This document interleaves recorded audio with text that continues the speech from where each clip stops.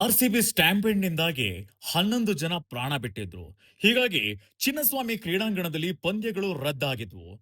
ಈ ಬಾರಿ ಐಪಿಎಲ್ ಪಂದ್ಯಗಳು ಬೆಂಗಳೂರಿನ ಚಿನ್ನಸ್ವಾಮಿ ಕ್ರೀಡಾಂಗಣದಲ್ಲಿ ನಡೆಯುತ್ತೋ ಇಲ್ವೋ ಅನ್ನೋದೇ ದೊಡ್ಡ ಪ್ರಶ್ನೆ ಆಗಿತ್ತು. ಇದರ ಬೆನ್ನಲ್ಲೇ 2026ರ ಐಪಿಎಲ್ ಸೀಸನ್‌ನಲ್ಲಿ ಅಭಿಮಾನಿಗಳ ಸುರಕ್ಷತೆ ಮತ್ತು ಜನಸಂದಣಿಯ ನಿರ್ವಹಣೆಯನ್ನ ಸುಧಾರಿಸುವುದಕ್ಕೆ ರಾಯಲ್ ಚಾಲೆಂಜರ್ಸ್ ಬೆಂಗಳೂರು ಫ್ರಾಂಚೈಸಿ 4.5 ಕೋಟಿ ರೂಪಾಯಿ ವೆಚ್ಚದಲ್ಲಿ ಎಐ ಆಧಾರಿತ ವ್ಯವಸ್ಥೆಯನ್ನ ಅಳವಡಿಸಲು ಮುಂದಾಗಿದೆ. ಈ ಬಗ್ಗೆ ಫ್ರಾಂಚೈಸಿಯು ಕರ್ನಾಟಕ ರಾಜ್ಯ ಕ್ರಿಕೆಟ್ ಸಂಸ್ಥೆಗೆ ಅಧಿಕೃತವಾಗಿ ಪ್ರಸ್ತಾವನೆಯನ್ನು ಸಲ್ಲಿಸಿದೆ. ಇದರಡಿ 300ರಿಂದ 350ರಷ್ಟು ಎಐ ಕ್ಯಾಮೆರಾಗಳನ್ನು ಅಳವಡಿಸಿ ಇದರ ಸಂಪೂರ್ಣ ವೆಚ್ಚವನ್ನ ತಾನೇ ಭರಿಸುವುದಾಗಿ ತಿಳಿಸಿದೆ.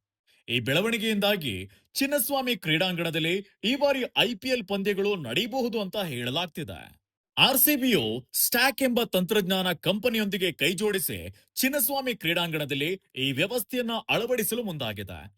ಈ ಅತ್ಯಾಧುನಿಕ ತಂತ್ರಜ್ಞಾನವು ಕ್ರೀಡಾಂಗಣದ ಎಂಟ್ರಿ ಮತ್ತು ಎಕ್ಸಿಟ್ ದ್ವಾರಗಳ ನೈಜ ಸಮಯದ ಟ್ರ್ಯಾಕಿಂಗ್ ಮೂಲಕ ಜನಸಂದಣಿಯ ಚಲನವಲನವನ್ನ ಮೇಲ್ವಿಚಾರಣೆ ಮಾಡೋದಕ್ಕೆ ಸಹಾಯ ಮಾಡುತ್ತೆ.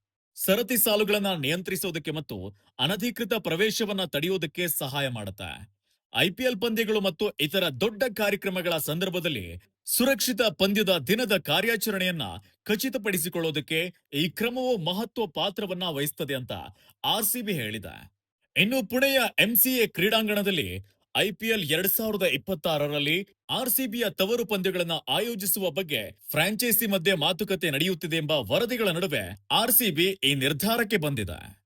ಇನ್ನು ಇದು ಹೇಗೆ ಕಾರ್ಯನಿರ್ವಹಿಸುತ್ತೆ ಅಂತ ನೋಡಿದ್ರೆ, ಈ ವ್ಯವಸ್ಥೆಯಲ್ಲಿ ಸುಮಾರು 300ರಿಂದ 350 ಎಐ ಸಕ್ರಿಯ ಕ್ಯಾಮೆರಾಗಳನ್ನ ಚಿನ್ನಸ್ವಾಮಿ ಕ್ರೀಡಾಂಗಣದಲ್ಲಿ ವಿವಿಧ ಕಡೆಗಳಲ್ಲಿ ಅಳವಡಿಸಲಾಗುತ್ತೆ.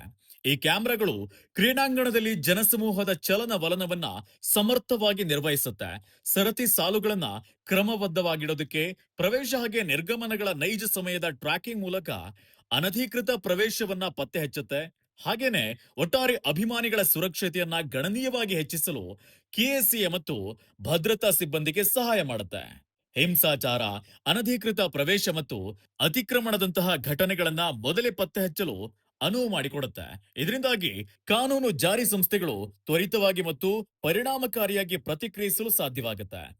ಇದಕ್ಕಾಗಿ ವಿಡಿಯೋ ಆಡಿಯೋ ಡೇಟಾದ ಸುಧಾರಿತ ವಿಶ್ಲೇಷಣೆಯನ್ನ ಈ ತಂತ್ರಜ್ಞಾನವು ಬಳಸಿಕೊಳ್ಳುತ್ತದೆ.